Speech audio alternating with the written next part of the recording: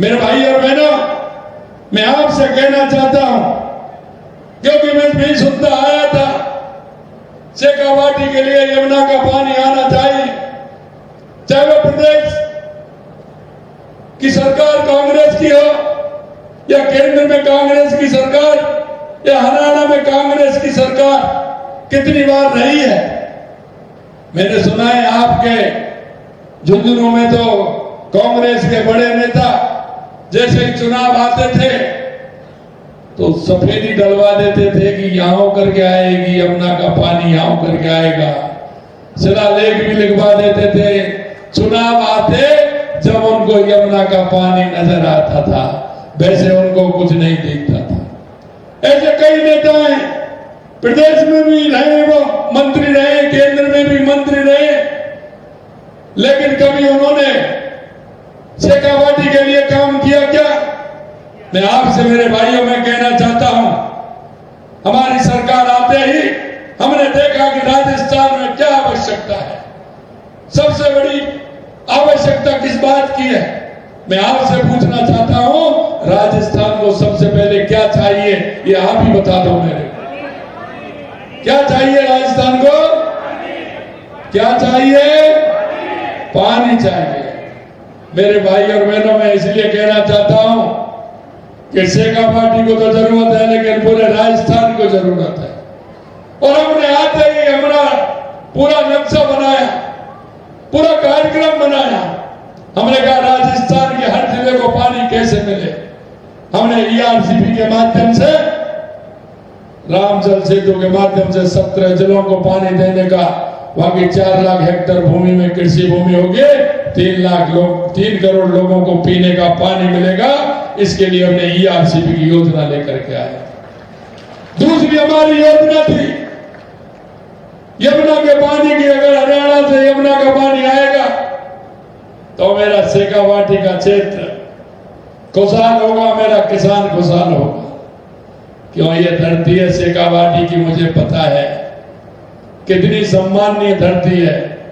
यहाँ का किसान मेहनत करता है और किसान का बेटा वो जवान सीमा पर देश की रक्षा करता है। ऐसी धरती को मैं प्रणाम करता हूं, नमन करता हूं। मेरा सीना गौरव से फूल जाता है जब मैं जाता हूं, कहीं भी सीमा पर जाता हूं, किसी प्रदेश में जाता हूं और मैं पूछता हूं कि आप कहां के रहने वाले हो। सैनिकों से मुलाकात होती है, वो कहते हैं कि मैं सीकर का हूं, मैं झुंझुनू का हूं, मैं चूरू का हूं। मेरे को लगता है कि मेरा भाई मेरे को इतनी दूर यहां भी मिल गया और मेरे राजस्थान का स्वाभिमान वो बढ़ाने का काम कर रहा है। हमने जब यहां यमुना के पानी की योजना बनाई तो विधानसभा में कांग्रेस के कई लोगों ने फिर से पूछा, कितना पानी लाओगे, कैसे लाओगे? मैंने कही चिंता मत करिए, पूरा पानी लेकर के आएंगे। आप नहीं लाए, लेकिन नहीं लाए वो तो कोई बात नहीं, लेकिन मैं एक बात आपसे कहना चाहता हूं, और वो मैं इसलिए कहना चाहता हूं, अगर वो आपके बीच में आए तो आपको उनसे जवाब जरूर पूछना है, आपसे उनको सवाल करना है। वो इसलिए करना है मेरे भाइयों, जब वोट आता है तो भाई की बात करते हैं, जाति की बात करते हैं, समाज की बात करते हैं, अपने की बात करते हैं। अरे मैं कहता हूं, भाई तो वो होता है जो समय पर काम आता है, भाई वो नहीं होता जो समय पर अपनी चाहत के हिसाब से जाता है। हम यमुना पानी का हमने देश के यशस्वी प्रधानमंत्री नरेंद्र मोदी जी के नेतृत्व में जब हमने बात रखी तो उन्होंने पूर्व मुख्यमंत्री हरियाणा मनोहर खट्टर जी को कहा कि आप राजस्थान को पानी दीजिए, राजस्थान का मुख्यमंत्री आएगा, आप बात करिए और हमारे शेखावाटी के लिए पानी की आवश्यकता है, उसका एमओयू करके राजस्थान को पानी दीजिए। मेरे भाइयों, तुरंत उसका एमओयू हुआ। हमने वो बात विधानसभा में भी रखी, लेकिन मैं उनसे कहना चाहता हूं, आपके शेखावाटी के ये बड़े नेता हैं, कई नेता हैं बड़े, वो यहाँ भी रहे, कई बार वहां भी रहे, लेकिन ताजुब की बात यह है, जब हरियाणा के चुनाव आए थे तो हरियाणा की कांग्रेस पार्टी ने अपने घोषणा पत्र में लिखा कि जो समझौता भाजपा सरकार ने किया है, अगर हमारी कांग्रेस की सरकार आई तो हम यमुना के समझौते को रद्द कर देंगे। ये उन्होंने घोषणा पत्र में लिखा, घोषणा पत्र में लिखा। लेकिन जो यहां से उस चुनाव में शेखावाटी के लोग भी गए थे, क्योंकि सीकर झुंझुनू नजदीक पड़ता है, उन्होंने जाकर के इस बात का समर्थन किया। मैं कहना चाहता हूं, अगर वो पानी लेना चाहते थे, उनके मन में अगर शेखावाटी के प्रति लगाव था, तो उनको कहना चाहिए था कि नहीं चाहिए था।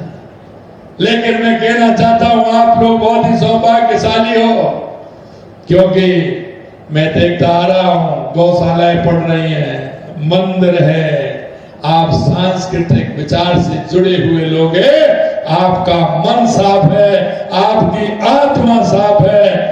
मुझे लगा, और मैंने हरियाणा के चुनाव में कहा था, और मैंने ऐसे नहीं कहा, वो मैंने मेरे सब भाई बहनों के भाव और भावना के आधार पर कहा।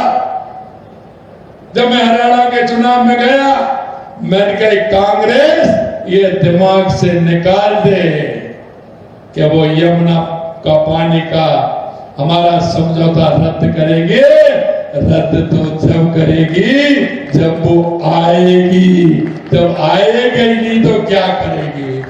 क्योंकि मुझे पता है आपकी भाव और भावना जो है वो ऐसी साफ है कि हरियाणा के अंदर भी आपके मन में वह कांग्रेस को सबक सिखाने का काम आपके द्वारा हुआ है, आपके द्वारा हुआ है।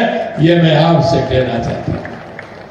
लेकिन हमको उनको पूछना चाहिए, हमको उनको पूछना चाहिए कि आप बात करते हो ना, वोट मांगने के लिए आते हो, और मैं आपसे कहना चाहता हूं, क्या कोई अभी वोट है क्या? कोई चुनाव आने वाला है क्या? अभी कोई चुनाव है क्या? मेरे से कई लोगों ने कहा आप 47-48 टेम्परेचर में जा रहे हो, बारिश के बाद मौसम ठंडा हो जब जाना। मैंने कहा भाई मैं तो किसान का बेटा हूं, मैं देख रहा हूं 4-5 दिन पहले आप फसल काट रहे थे, हमारी माता बहनें फसल काट रही थी, गेहूं काट रहे थे, उसको खलिहान में से लेकर के आए। अभी हम तो किसान है, कोई धूप लगती है क्या? किसान को धूप लगती है क्या बताइए? किसान तो खेती में काम करता है तो छाता लेके थोड़ी करता है। तो मैं भी तो किसान का बेटा हूं। मैंने कहा धूप से फर्क नहीं पड़ता ना सर्दी से फर्क पड़ता है। ये किसान है, ये धरती का सीना चीर के अन्न उपजाता है, इसको धूप और गर्मी से कोई लेना देना नहीं। मेरे भाइयों मैं इतना ही कहना चाहता हूं आप सभी से कि हमने यमुना का समझौता किया, हमारे हरियाणा के चुनाव आ गए, इनके अंदर बौखलाहट आ गई कि क्या हुआ, मैंने क्यों चिंता कर रहे। चुनाव बाद हमारी सरकार बनी, और सरकार बनते ही हमारे डीपीआर की टास्क फोर्स हमने गठित कर दी, 2 मीटिंग हो गई, जल्दी ही हमारी डीपीआर बनने वाली है और जल्दी यहाँ का काम प्रारंभ होगा। ये मैं आपको विश्वास दिलाने के लिए आपके बीच में आया।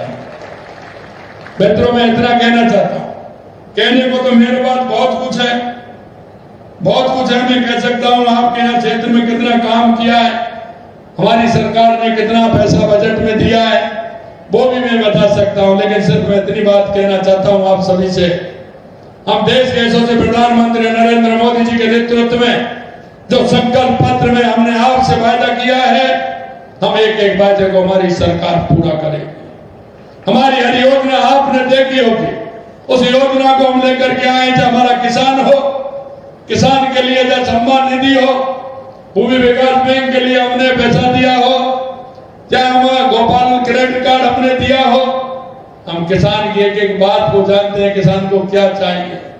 हमारे युवाओं को हमने आपने देखा, हमने कहा हमारे पहले बजट में हम युवाओं को 1 लाख नौकरी देंगे। कांग्रेस के लोग हमसे विधानसभा पूछते कैसे दोगे आप? अरे मैंने कहा देखते जाइए कैसे दोगे आप। आप देखते जाइए, करें आप ऐसे 1 लाख नौकरी देना संभव नहीं है। मैंने कहा आप डायरी पेन जेब में रखिए, डायरी पेन जेब में रखिए, नोट करते चलिए। मैंने अभी उनको कहा 69,000 नियुक्ति पत्र हमने दे दिए।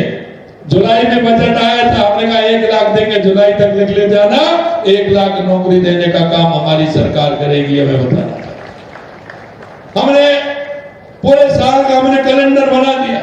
1,88,000 पाइपलाइन में। मैं युवाओं से और युवा बहनों से मैं कहना चाहता हूं, आप मेहनत करिए, और आपसे भी कहना चाहता हूं, हमारी माता बहनों से, हमारे बुजुर्गों से, अपने युवा भाई बहनों से मेहनत कराइए। कौन सी परीक्षा में बैठना चाहता है, कौन सी में करना चाहता है, मेहनत करिए, और निश्चित रूप से राजस्थान की सरकार हमारे युवाओं के सपनों को पूरा करेगी, पूरा करेगी, पूरा। क्योंकि हमें पता है, हम इस बात को भी जानते हैं कि अगर हमारा युवा मजबूत होगा तो हमारा प्रदेश मजबूत होगा, हमारा किसान मजबूत होगा तो हमारा प्रदेश मजबूत होगा, हमारी महिला मजबूत होगी तो हमारा प्रदेश मजबूत होगा, हमारा अंतिम पंक्ति में जो हमारा भाई खड़ा है वो अगर मजबूत होगा, SC ST के लोग हमारे मजबूत होंगे तो हमारा प्रदेश मजबूत होगा। हमारी केंद्र और राज्य सरकार की योजना है, उन योजनाओं का लाभ लेने के लिए हम सबकी जिम्मेदारी है, और ये जिम्मेदारी होने के कारण मैं आपसे इतना ही कहना चाहता हूं कि हमारे पड़ोस में, हमारे गांव में, हमारे मोहल्ले में, क्योंकि हमारे हर क्षेत्र में काम कर रहे हैं, हर क्षेत्र में हमारी योजनाएं हैं, उन योजनाओं के माध्यम से हम कैसे हमारे हर व्यक्ति को आगे बढ़ाने का काम कर सकते हैं, योजनाओं का लाभ देकर के उसको कैसे आगे बढ़ा सकते हैं। हम एक देश के, प्रदेश के एक सच्चे नागरिक होने के नाते हमारा भी कर्तव्य बनता है, जिससे सरकार की योजनाएं ठीक ढंग से धरातल पर आ सके और उसका लाभ उस पात्र व्यक्ति को मिल सके। ये जिम्मेदारी हम सभी की बनती है। इसलिए मैं कहना चाहता हूं कि आपके पड़ोस में कोई बीमार माँ हो, बुजुर्ग माँ हो, कोई बुजुर्ग हमारा ताऊ हो, कोई दिव्यांग भाई हो, कोई बेरोजगार युवा हो। मैं नौकरी की बात 4 लाख की करता हूं तो कांग्रेस के लोग कहते हैं कि 5 साल में 4 लाख कैसे दे दोगे। मैंने 4 लाख तक पहुंचा दिया है। मैंने कहा ऐसे में दे दूंगा, और बचे होंगे तो मैंने कहा है कि 6 लाख प्राइवेट नौकरी देंगे हम। हमने अभी आपने देखा होगा राजस्थान किया, 35 लाख करोड़ रुपए के MOU हुए, 3 लाख करोड़ रुपए के 3 महीने में जमीन पर उतर गए। मैं ऐसे युवाओं से भी कहना चाहता हूं, युवा बहनों से भी कहना चाहता हूं कि अगर अपना काम कुछ खोलना चाहें, अपना कोई काम करना चाहें तो उसके लिए भी हमारी सरकार में प्रावधान है। आप आइए, हमारे प्रदेश को मजबूती करने में अपना पूरा सहयोग देते हुए हमारे राजस्थान को मजबूत करें। यही मैं आप सभी से कहना चाहता हूं। आपके बीच में मैं आपकी बात सुनने के लिए आया हूं। कुछ बातें मेरी ऐसी हैं जो आपसे बैठ करके भी करूंगा, लेकिन कुछ बुला करके भी करूंगा, कुछ ग्रुप में भी करूंगा। लेकिन मैं इतना कहना चाहता हूं, ये विश्वास करिए, ये सरकार आम जन की है, आम जन की सरकार है, आम व्यक्ति की सरकार है। हम उस संकल्प के साथ आपके बीच में आए हैं कि हमारा जन जन की सेवा हम कैसे कर सके। उन लोगों की तरह नहीं जिन्होंने सपने तो दिखाए, हमेशा झूठ और लूट की राजनीति की, जाति धर्म की राजनीति की। मैं इतना ही कहना चाहता हूं, आप सभी को विश्वास दिलाता हूं कि आने वाले समय में हमारा ये झुंझुनू, सीकर और चूरू ये हमारे ऐसे होंगे जिले, क्योंकि ये कहते हैं हम आलू से सोना बना देंगे। भाई वो तो मैं नहीं करता, वो मशीन तो मेरे पास नहीं है, लेकिन मुझे विश्वास है कि मेरे शेखावाटी के किसान को और उसकी जमीन को पानी मिलेगा, वो जरूर जमीन में सोना उगाने का काम करेगा। इतना ही मैं कहना चाहता हूं। आप सभी के पुण्य में बहुत बहुत धन्यवाद देना चाहता हूं। आप सभी के दर्शन का लाभ मुझे मिला। आप सभी को बहुत बहुत धन्यवाद। जय हिंद, जय भारत, जय राजस्थान।